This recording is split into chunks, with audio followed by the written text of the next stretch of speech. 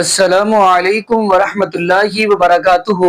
اعوذ باللہ من الشیطان الرجیم، بسم اللہ الرحمن الرحیم۔ الا ان اولیاء اللہ لا خوف علیہم ولا هم یحزنون۔ جی ناظرین، آج ہم جس حوالہ سے گفتگو کرنے جا رہے ہیں وہ ہے شیخ عبدالقادر جیلانی رحمۃ اللہ علیہ۔ اور ناظرین، گفتگو ہم سنوائیں گے مفتی حنیف کراچی صاحب، اور ناظرین انہی کی دونوں ویڈیو انہی کی ہوں گی۔ لیکن ناظرین یہاں پہ میں یہ بات کرتا چلوں، مفتی حنیف کراچی کی پہلی آپ نے سٹوری سننی ہے تو آپ حیران ہو گیا کہ شیخ عبدالقادر جیلانی رحمۃ اللہ علیہ ان کی جو جوتیاں ہیں نا ان کی کرامت بیان ہو رہی ہے کہ ان کے اندر، ان کی جوتیوں کے اندر کتنی پاور تھی۔ استغفر اللہ معاذ اللہ، اور بیان کر رہے ہیں مفتی حنیف کراچی۔ اور پھر اگلی ویڈیو کے اندر وہ جی کہہ رہے ہیں جی میں نہیں اب ان کرامتوں وغیرہ کو میں نہیں مانتا۔ تو خیر ناظرین وہ ویڈیو تو آپ نے وہ بھی سنی لینی ہے، تو ناظرین جب آپ مکمل ویڈیو دیکھیں گے تو آپ کو ہر چیز کا علم ہوگا۔ خیر ناظرین اب ہم بڑھتے ہیں اپنی ویڈیو کی طرف، پھر انشاءاللہ ناظرین آگے ہم بھی گفتگو کریں گے۔ آئیے ناظرین مل کے ویڈیو دیکھتے ہیں۔ شیخ ابو عمرو عثمان السیرفی اور ابو محمد عبدالحق الحریمی یہ دونوں فرماتے ہیں، اور اس کو صاحب قلائد الجوائز نے ذکر کیا، تفریح الخاطر الفاطر کے اندر موجود ہے۔ میرے غوث الثقلین آپ اپنے مدرسہ طیبہ کے اندر وضو فرما رہے ہیں، آپ کی کھڑاؤں، یہ کھڑاؤں وہ چپل ہوتے ہیں جن کا نچلا تلا لکڑی کا ہوتا ہے، اوپر ان کے تسمے ہوتے گئے، آپ نے وہ پہنے ہوئے گئے۔ وضو کرتے ہوئے آپ نے وضو فرمایا، انہی کھڑاؤں کے اندر وہ گیلی ہو گئی تاکہ آپ نے کھڑاؤں پہنی، 2 رکعت نماز نفل ادا کیے۔ اس کے بعد اچانک آپ نے ایک کھڑاؤں ہوا میں پھینکی، وہ ہماری نظروں سے غائب ہو گئی۔ پھر دوسری کھڑاؤں کو اچھالا، وہ بھی ہماری نگاہوں سے غائب ہو گئی۔ 3 دنوں کے بعد ایک قافلہ بغداد آیا، کہنے لگے کہ ہم نے غوث اعظم کی خدمت میں حاضری دینی ہے۔ ہم نے کام پوچھا، کہنے لگے ہم نے نذرانہ پیش کرنا ہے۔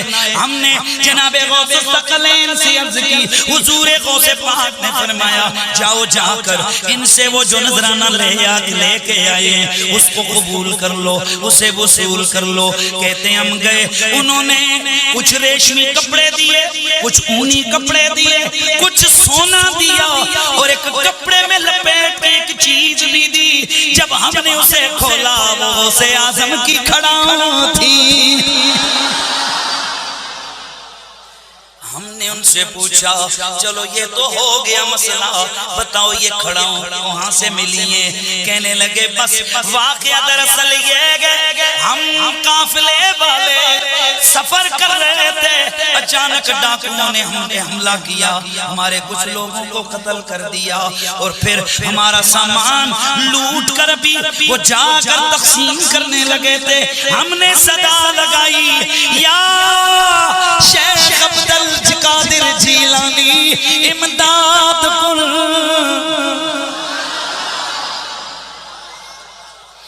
ہم نے غوث الثقلین کو مدد کے لیے پکارا، بس پھر تھوڑی دیر گزری کہ اچانک ایک زوردار 2 آوازیں آئیں۔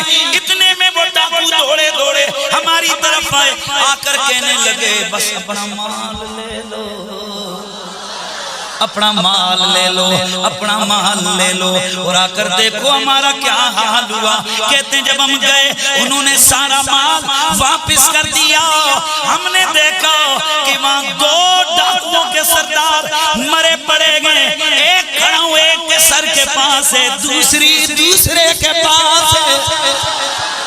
ہم اٹھا کر یہ لے آئے۔ ہم نے سوچا چلو کچھ بار گئے غوثی پاک میں نذرانہ پیش کرتے ہوئے چلیں، تو پھر ہم کیوں نہ کہیں امداد کن، امداد کن۔ تفریح الخاطر الفاطر کے اندر اسی طرح کے واقعہ علامہ عبدالقادر اربلی نے ذکر کیا۔ آپ فرماتے ہیں کہ ایک حضور غوث پاک کی مریدنی تھی، اللہ نے اسے بڑا حسن و جمال عطا فرمایا ہوا تھا۔ ایک دن وہ اپنے کسی کام کی غرض سے کہیں جا رہی تھی، ایک ویرانے میں پہنچی، وہاں ایک فاسق و فاجر شخص اس کے اوپر حملہ آور ہو کر اس کی عزت کو پامال کرنے کی در پہ ہو گیا۔ جب یہ عاجز آئی کہنے لگی یا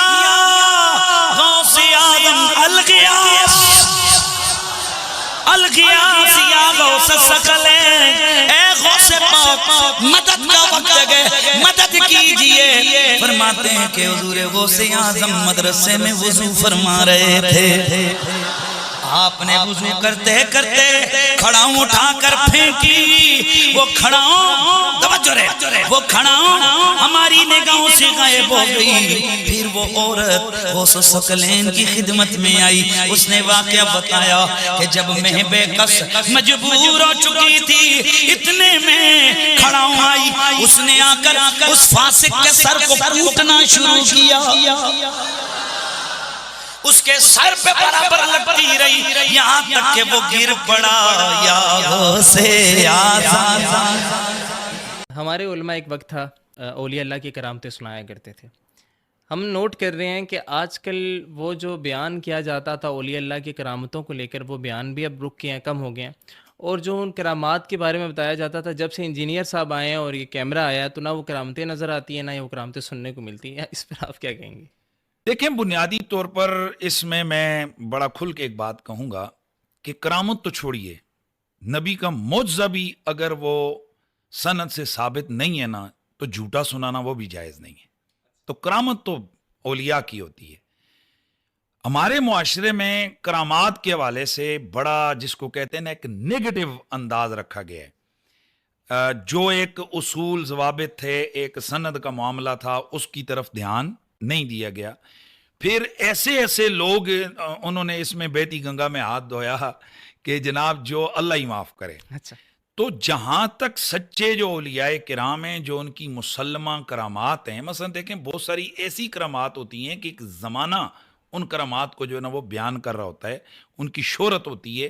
تو کسی ولی کی کرامت کے لیے اس کی اتنی بڑے درجے پیمانے پر شہرت ہونا یہی کیا ہے، کافی ہے۔ لیکن جب آپ بغیر کسی دلیل کے، بغیر کسی شہرت کے، خام خواہ کسی پیر سے محبت کے اظہار کے لیے کہتے ہیں جی ادھی چرپائی ہوا چ اڑ گئی سی، وہ جد وظیفہ کرتے سن، تو پھر اس طرح کی الزامات تو آئیں گے۔ تو جھوٹی کرامت سنانا یہ حرام ہے، یہ جھوٹ ہے۔ بھائی جھوٹ ہے، اب کیوں کسی کے حوالے سے جھوٹی بات سنائیں؟ لیکن کرامت ولی حق ہے۔ مرزا صاحب کے ساتھ ہمارا یہ اختلاف ہے کہ وہ مطلقاً جو کرامات اولیاء ہیں ان کو وہ عقل کے ترازو پر تول رہے ہیں، اور بہت ساری دفعہ وہاں وہ قیاسِ اولیٰ کا سہارا لیتے ہیں۔ مثلا وہ یوں کہتے ہیں کہ مثال کے طور پر جی کہ فلاں اللہ کے ولی نے جناب والا ایسے جناب غیب سے ان کے لیے کھانا آ گیا، تو او جی بتائیں جی وہ انبیاء جو ہے نا وہ بھوکے رہے تو ان کے لیے کیسے آ گیا؟ ان کا ہم ان کو بارہ جواب دے چکے ہیں کہ بہت ساری ایسی چیزیں ہیں جو ولیوں کے لیے قرآن و حدیث میں ثابت ہیں، لیکن نبیوں کے لیے وہ طور معجزہ ثابت نہیں ہے۔ تو کیا آپ ان کا انکار کر دیں گے؟ سیدہ مریم ہے، ان کے لیے قرآن بیان کرتا ہے کہ ان کو غیب سے پھل ملتے ہیں، اور جب وہ بند دروازے کے پیچھے جب دیکھتی ہیں تو پھل لیں، حالانکہ ان کو سامنے لا کر دینے والا کوئی نہیں۔ جب پوچھا جاتا ہے تو فرماتی ہیں یہ اللہ کی طرف سے آیا۔ تو اس کا مطلب ہے انہیں بھوک لگے تو غیب سے پھل آتے ہیں۔ تو رسول اللہ صلی اللہ علیہ وسلم نے اپنے پیٹ پر پتھر باندھے، جیسے بخاری مسلم کے اندر روایات موجود ہیں، دیگر سیاح کے اندر، کہ صحابہ کی امرائی میں جب وہ کھدائی کر رہے تھے مدینہ شریف میں، تو بھوک کی وجہ سے آپ کے پیٹ مبارک پر پتھر باندھے ہوئے۔ تو اب اس قرآن کی بیان کردہ کرامت کا اس لیے انکار کر دیا جائے کہ جی وہ مریم علیہ السلام جو ہے نا وہ تو ولیہ تھیں، اور رسول اللہ جب نبیوں کے سردار ہیں ان کے لیے آسمان سے پھل نہیں آتے، تو ان کے لیے کیسے آ گئے؟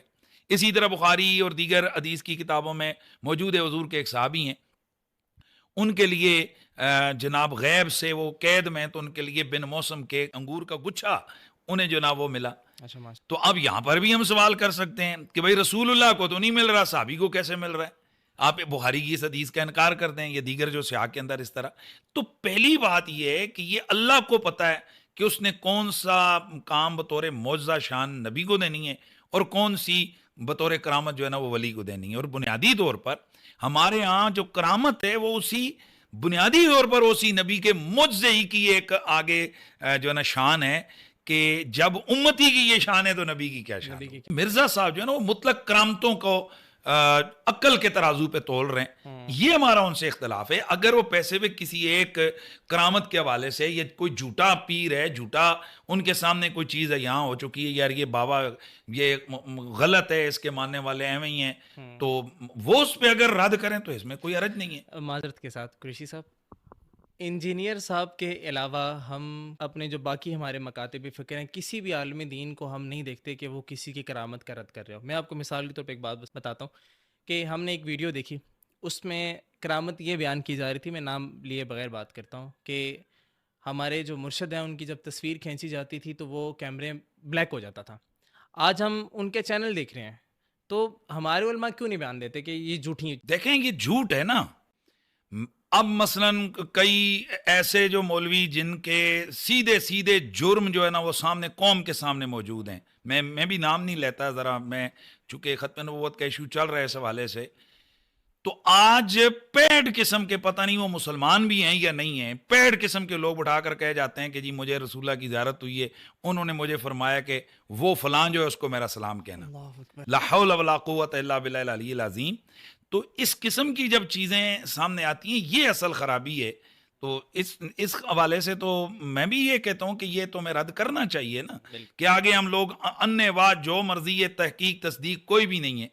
اب یہ بھی نہیں پتا کہ یہ کوئی ایجنسیاں یہ کام کر رہی ہیں. جس طرح آپ کے بھی یہاں اسلام آباد میں یاد ہوگا آپ کو, یہ جو بارکو کے صاحب پل کے پاس وہ ایک بابا جی بیٹھتے تھے, یاد آ گیا, تو جناب وہ ان کی کرامتیں پوری پنڈی اسلام آباد میں مشہور ہو گئیں. پھر کچھ عرصے بعد پتہ چلا وہاں دائیں طرف وہ ایک گھر تھا ایک شخصیت کا, تو وہاں آپریشن ہوا, تو وہاں سے بابا جی گئے ہو گئے. بعد میں پتہ چلا جی کہ وہ ایجنسیوں کے ماشاءاللہ وہ ملکی اسلامتی کے اداروں کے لوگ تھے کہ جو وہاں پر وہ ریکی کر رہے تھے اس بندے کو پکڑنے کے لیے. تو اب یہ ہوتا کیا ہے, بنیادی طور پر کئی دفعہ اس طرح کے کردار ایجنسیاں بناتی ہیں.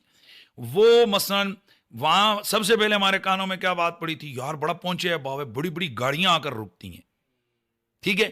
اب ایک لینڈ کروزر سے, ایک پجارو سے, ایک جناب مرسیڈیز سے بندہ اتر رہا ہے, ہاتھ چوم رہے باوا جی, اور باہر نکل کے لوگوں کو کہہ رہا تمہیں کیا پتا, مجھے یہ گاڑی اسی بابے کی دعا سے ملی ہے. تو اب جو جاہل عوام ہے ان کے لیے تو یہ کافی ہے. میں ایسے کئی کرداروں کو جانتا ہوں کہ جنہیں کسی ضرورت کے تحت ایجنسیوں نے اوپر اٹھایا اور کچھ عرصے کے بعد وہ بالکل ملیا میٹ ہو گئیں. تو اس طرح یہ علماء کی ذمہ داری ہے کہ جب ایک شخص ہے, نہ وہ نماز پڑھ رہا ہے, نہ وہ روزہ رکھ رہا ہے, نہ وہ شریعت کی پابندی کر رہا ہے, اور پھر دوسرا یہ کہ وہ مجذوب بھی نہیں ہے, کیونکہ مجاذیب سے تو شریعت کا قلم اٹھ چکا ہے, اور ان کے لیے ہمارا حکم بڑا واضح ہے شریعت کا کہ ان سے آپ استنباط نہیں کر سکتے ہیں, ان کو ان کے حال پہ رہنے دیں. آپ ان کے ساتھ جا کر نہیں جی آپ بابا جی یہ کریں بابا جی. تو اب جب ایک آدمی نہ نماز پڑھتا ہے, نہ وہ داڑھی رکھتا ہے, نہ وہ روزہ رکھتا ہے, اور پھر مجذوب بھی نہیں, اب اس کی کس کرامت پہ ہم یقین کریں, اور جو کیوں کریں؟ یہ تو علماء کی ذمہ داری ہے. لیکن ہوتا پتہ ہے کیا ہے, یہاں جو وہ میں پہلے بھی ایک دفعہ شاید بتایا تھا, ادھر ہمارے یہاں شکریال کے ایک بندہ ہے, وہ میرے پاس ہے جی میرے پیر صاحب سے آپ مل لیں, یہ کریں. مجھے کہتا رہا, بڑا وہ آتا تھا نماز پڑھنے, کبھی آتا جمعے پہ. میں ایک دفعہ اس کے ساتھ نہ بس غلطی سے چلا گیا, ادھر گیا تو اللہ چرسوں کے سوٹے لگے ہیں, پھوکیں ہو رہی ہیں, ملنگ بیٹھے ہوئے ہیں, وہ سگریٹ بھر بھر کے دے رہے ہیں, کوئی گھوٹو وہ کیا بولتے ہیں چرس کر, اچھا پی پی کے نا اس کی آنکھیں سرخ لال ہوئی ہوئی ہیں. میری تو طبیعت خراب ہو گئی. میں اٹھ کے واپس آیا تو مجھے کہتا ہے یار آپ کو ہمارے بابا جی کیسے لگے, آپ متاثر ہوئے؟ میں کہا میں بری طرح متاثر ہوا ہوں. تو پھر مجھے کہتا ہے چلے چھڈو جی قریشی صاحب, تکو نہ ساڑے مرشداں دی اکھ کنی مستانی. میں آکو ہے جی چرساں دے سوٹے تے ایتھے کسے بندے نو پکڑ کے پلاؤ تو دی اکھ مستانی ہو جائے گی. اب عوام کا معیار دیکھیں, یعنی کیا چیز دیکھ رہے ہیں بھئی, چرسیں پی کے اس کی آنکھ رتی ہے جی بڑا جی پہنچی ہوئی سرکار ہے. اس قسم کے سرکاروں کا رد یہ جرت سے جب علماء نہیں کریں گے تو مرزا جیلمی جیسے لوگوں کو جناب تقویت ہوگی. میرے لوگ کیوں نہیں گمراہ کر سکتا مرزا, کہ میں قوت کے ساتھ اس قسم کے گندے لوگوں کا رد کرتا ہوں. میرے جمعے کے اختبارات موجود ہیں, آن ریکارڈ چیزیں موجود ہیں. تو 2 نمبروں کا جب آپ رد کریں گے تو 1 نمبر جو لوگ ہیں علماء ان کی طرف خود بخود عوام ان کی طرف خود بخود جو ہے نا کلیئر ہو جائے. جی ناظرین, آپ نے یہ بڑی ملاحظہ فرمائی. تو ناظرین یہاں پہ میں یہ بات کرتا چلوں, شیخ عبد القادر جیلانی رحمۃ اللہ علیہ وہ اللہ کے ولی ہیں, میں انکار نہیں کرتا. میرے پاس دلیل کیا ہے؟ میں یہ کہتا ہوں ان کی کتاب آپ غنیۃ الطالبین کا مطالعہ کریں تو ان کی نماز چیک کریں, آپ کو نماز ملے گی تو محبوب علیہ الصلوۃ والسلام کے طریقہ کے مطابق ملے گی, رفع الیدین کے ساتھ. اب کچھ لوگوں سے یہی سوال ہوتا ہے, مفتیوں سے, کہ شیخ عبد القادر جیلانی رحمۃ اللہ علیہ کے نام کی 11ویں تو آپ کھاتے ہیں جبکہ وہ بھی رفع الیدین کرتے تھے. تو پھر آگے سے وہ مفتی وہ مولانا صاحب کہہ دیتے ہیں جی شیخ عبد القادر جیلانی رحمۃ اللہ علیہ وقت کے امام احمد بن حنبل رحمۃ اللہ علیہ کے مقلد تھے، تو ناظرین پھر امام احمد بن حنبل رحمۃ اللہ علیہ کس کے مقلد تھے؟ یہ بھی سوال بنتا ہے۔ اب ناظرین اگلی بات ہم کرتے چلیں، شیخ عبد القادر جیلانی رحمۃ اللہ علیہ کا مقام ان لوگوں نے کہاں سے کہاں تک پہنچا دیا، ورنہ آپ سیدھا سا دیکھیں گے، بلکہ آپ سیدھی سی بات ہے، بلکہ آپ رب العالمین کے قرآن کا مطالعہ کریں گے تو آپ حیران ہوں گے، اور سب سے بڑی سعادت کی بات یہ ہوگی کہ آپ رب العالمین کا قرآن کھول لیں گے اور ترجمے کے ساتھ پڑھیں گے، تو اصحاب کہف کا آپ ذکر پڑھیں گے تو آپ کو پتہ چل جائے گا کہ اللہ کے ولی، تو اصحاب کہف جو ہے نا، چلے یہ بھی بات بتاتا چلوں، انہوں نے درمیانی عمر، یعنی یہ جوانی والی عمر نا اللہ رب العالمین کو دے دی۔ اگر دیکھیں گے تفسیر ابن کثیر دیکھیں گے، تفسیر کبیر امام راضی رحمۃ اللہ کو اٹھا کر دیکھیں گے تو انہوں نے لکھا کہ ان کی ابھی نا جو اصحاب کہف کی ابھی داڑھی پھوٹ رہی تھی، یعنی ایسا سمجھ انہوں نے درمیانی عمر، یہ جوانی والی عمر جو ہے نا اللہ رب العالمین کو دے دی، یہ درمیان والی، تو اللہ رب العالمین کو یہ ولی اتنے پیارے لگے، اللہ رب العالمین نے پھر ان کا ذکر بھی قرآن پاک کے درمیان میں ہی کر دیا۔ اب ہم اگلی بات کرتے چلے، یہی اللہ کے ولی ہیں ناظرین، اب یہ اپنا ایمان بچا کر بھاگے ہیں اور یہ سو گئے ہیں، قرآن کہتا ہے یہ 309 سال سوئے رہے ہیں، یہ ولی سوئے رہے ہیں، جب ان کو بیدار کیا گیا، جب ان کو اٹھایا گیا، پوچھا گیا تو انہوں نے کیا کہا، لبسنا یومن او بعد یوم، دن یا دن کے کچھ حصہ سوئے، یعنی یہ پتہ چلتا ہے ناظرین قرآن کے جو ولی ہیں، جن کو قرآن نے ولی کہا ہے، قرآن کے جو ولی ہیں وہ سو جائیں تو ان کو پتہ نہیں چلتا۔ تو ناظرین ولیوں کا یہاں پہ کوئی بھی انکار نہیں کرتا، کیونکہ محبوب علیہ الصلوۃ والسلام کا فرمان ہے، صحیح البخاری کی حدیث ہے، نبی پاک صلی اللہ علیہ وآلہ وسلم نے فرمایا کہ اللہ رب العالمین کی ذات، بلکہ یہ حدیث قدسی ہے، فرمایا جو بندہ اللہ کے ولی کی توہین کرتا ہے وہ رب سے اعلان جنگ کرتا ہے۔ تو ناظرین اللہ کے ولی کا کوئی بھی انکار نہیں کرتا۔ تو باقی ناظرین یہاں پہ ہم دعا کرتے ہیں کہ اللہ پاک ہمیں عقیدہ توحید نصیب فرمائے، مین چیز عقیدہ توحید ہے، دعا کرتے ہیں اللہ پاک ہمیں عقیدہ توحید نصیب فرمائے، اور اللہ پاک ہمیں محبوب علیہ الصلوۃ والسلام کی شریعت کے مطابق زندگی گزارنے کی توفیق دے، اور اللہ پاک ہمیں 5 وقت کا پکا سچا نمازی بنائے، اور جتنے بھی بے اولاد جوڑے ہیں اللہ پاک سب کو نیک نورینہ، صحت، تندرستی والی، ایمان والی، لمبی زندگی والی اولاد عطا فرما دے۔ جزاکم اللہ خیرہ، احسن جزا۔ السلام علیکم ورحمۃ اللہ وبرکاتہ۔